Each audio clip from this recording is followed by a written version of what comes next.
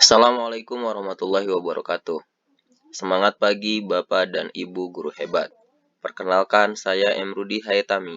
Di video ini, saya akan menyebarkan pemahaman terkait Merdeka Belajar, di mana pembahasan yang akan disampaikan dibagi menjadi 5 modul. Yang pertama, mengenali dan memahami diri sebagai pendidik. Yang kedua, mendidik dan mengajar. Yang ketiga, mendampingi murid dengan utuh dan menyeluruh. Yang keempat, mendidik dan melatih kecerdasan budi pekerti. Yang kelima, pendidikan yang mengantarkan keselamatan dan kebahagiaan.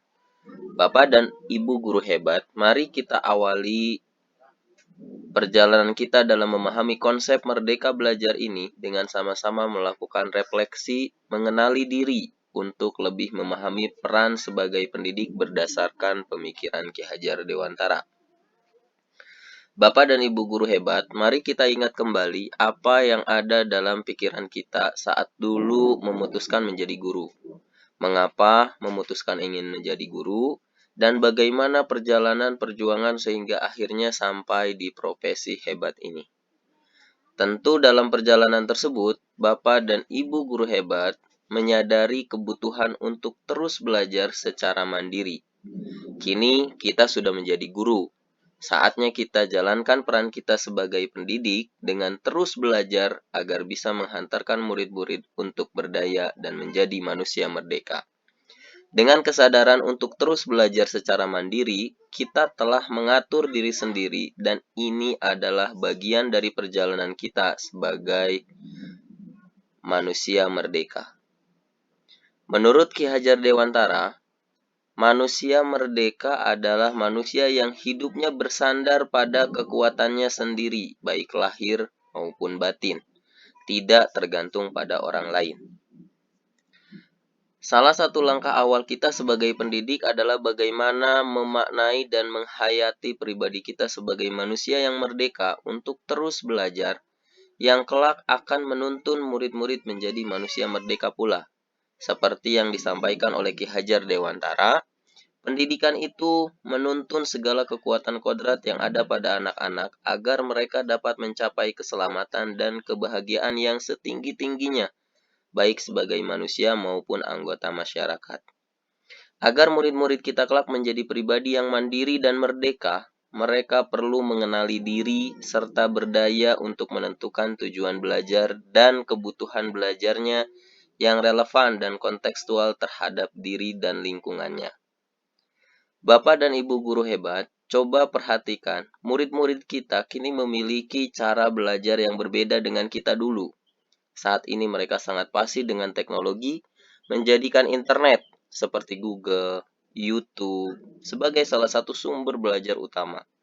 Mereka bisa dengan cepat mencari dan mengkonfirmasi pengetahuan dengan teknologi dalam genggaman. Mereka bisa menjangkau pengetahuan sekalipun tanpa kita berikan. Bapak dan Ibu guru hebat, dari perubahan ini, kita perlu adaptif terhadap perubahan tersebut.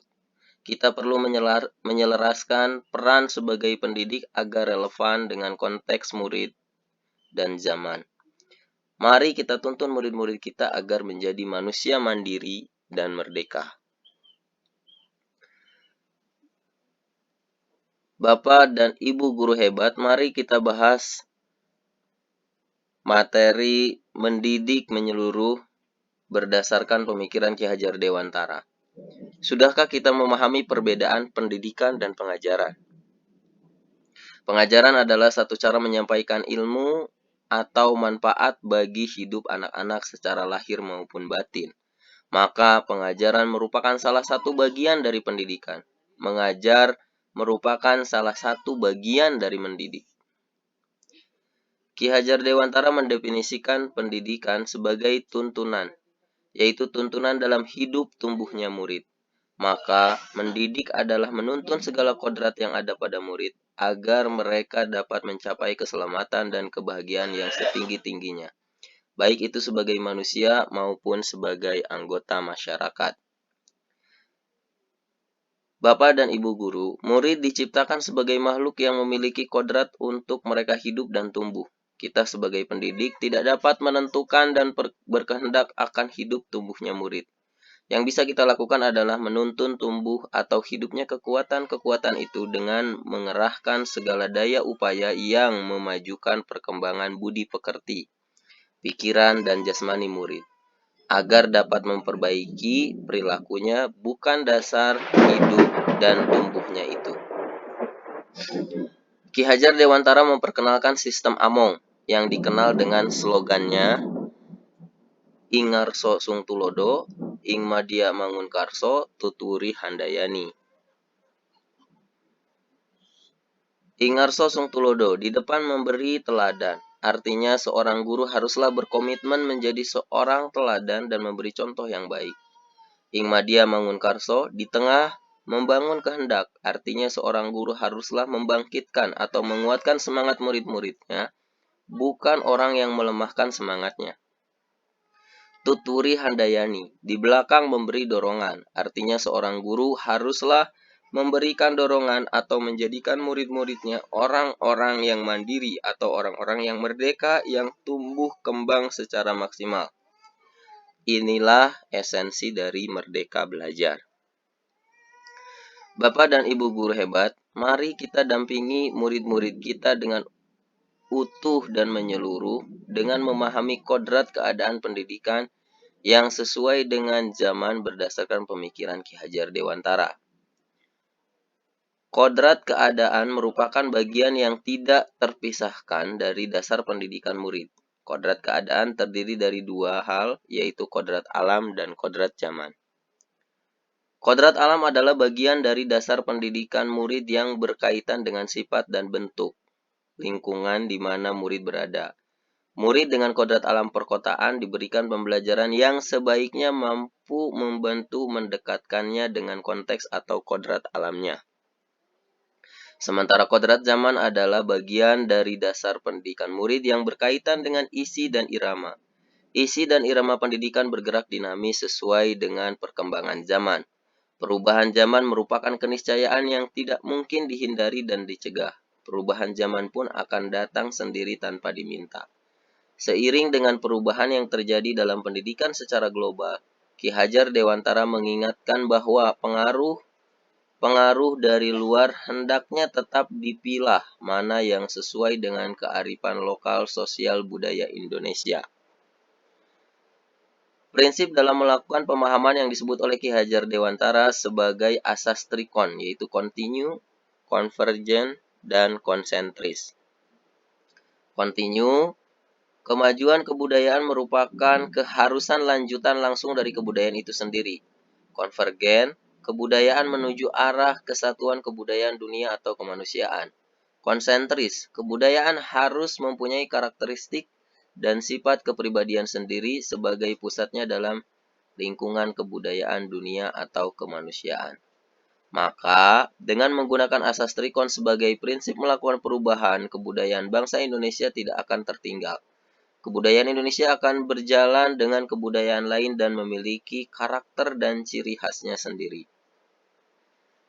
Bapak dan Ibu guru hebat, kita lanjutkan ke modul yang keempat. Kita tidak cukup hanya membantu murid dengan kecakapan kognitif saja. Murid juga membutuhkan tuntunan yang dapat menumbuhkan budi pekerti dalam kehidupannya. Budi pekerti atau watak merupakan hasil dari bersatunya gerak pikiran, perasaan, dan kehendak atau kemauan sehingga menimbulkan suatu tenaga. Budi pekerti juga dapat dimaknai sebagai perpaduan antara cipta, kognitif, dan rasa afektif sehingga menghasilkan karsa psikomotorik. Misalnya, seseorang yang memiliki budi pekerti jujur, maka kecil kemungkinan ia melakukan kebohongan atau mengambil sesuatu yang bukan miliknya. Bahkan ia akan terganggu jika melihat ketidakjujuran terjadi di sekitarnya. Kita dapat melihat perpaduan antara pengetahuan atau wawasan tentang kejujuran kognitif dan perasaan yang mengikutinya seperti ia merasa gelisah atau tidak nyaman melihat ketidakjujuran di sekitarnya afektif yang kemudian menghasilkan watak atau budi pekerti jujur yang ditampilkan psikomotorik. Bapak dan Ibu guru hebat, selanjutnya kita akan membahas tentang teori konvergensi dan pengaruh pendidikan berdasarkan pemikiran Ki Hajar Dewantara. Teori konvergensi ini didasarkan atas dua teori utama, yaitu teori tabula rasa dan teori negatif. Teori tabula rasa yang beranggapan bahwa kodrat anak ibarat kertas kosong yang dapat diisi dan ditulis oleh pendidik dengan pengetahuan dan wawasan yang diinginkan pendidik. Teori negatif beranggapan bahwa kodrat anak ibarat kertas yang sudah terisi penuh dengan berbagai macam coretan dan tulisan. Pendekatan teori tabula rasa dan teori negatif diintegrasikan oleh Ki Hajar Dewantara menjadi teori konvergensi. Ki Hajar Dewantara percaya bahwa kodrat manusia sebagai suatu kertas yang sudah terisi dengan tulisan-tulisan yang samar dan belum jelas arti dan maksudnya. Maka tugas pendidikan adalah membantu manusia atau individu untuk dapat menebalkan dan memperjelas arti dan maksud tulisan samar yang di kertas tersebut dengan tuntunan terbaik. Bapak dan Ibu guru hebat, kita memasuki modul yang terakhir, yaitu pendidikan yang menghantarkan keselamatan dan kebahagiaan. Bapak dan Ibu guru hebat, kita perlu memahami bahwa perspektif pendidik tidak selalu sama dengan perspektif murid. Tidak jarang murid merasakan kebalikan apa yang dianggap dan dirasakan oleh pendidik. Sebagai contoh, pada saat seorang pendidik merasa cocok dengan metode ceramah, ternyata murid merasa mengantuk saat diberikan materi. Pendidik sebaiknya mengenal dan memahami kekuatan kodrat anak, bahwa setiap murid dapat mengekspresikan dan membuat pemahamannya sendiri dengan cara yang berbeda. Dalam menilai pemahaman murid, pendidik sebaiknya tidak hanya menggunakan satu jenis alat ukur, lalu menyimpulkannya. Pendidik dapat menggunakan alat pengukuran lainnya yang melibatkan murid untuk merefleksikan pemahaman belajarnya. Fungsi pendidikan akan berjalan sesuai dengan apa yang dicita-citakan oleh Ki Hajar Dewantara jika kita sebagai pendidik memahami hal-hal sebagai berikut. Yang pertama, setiap murid memiliki kodrat, kekuatan, atau potensi-potensi yang berbeda. Yang kedua, pendidikan hanyalah sebagai tuntunan. Yang ketiga, mendidik adalah menuntun murid untuk selamat dan bahagia. Yang keempat, pendidik tidak dapat berkehendak atas kodrat, kekuatan, atau potensi murid.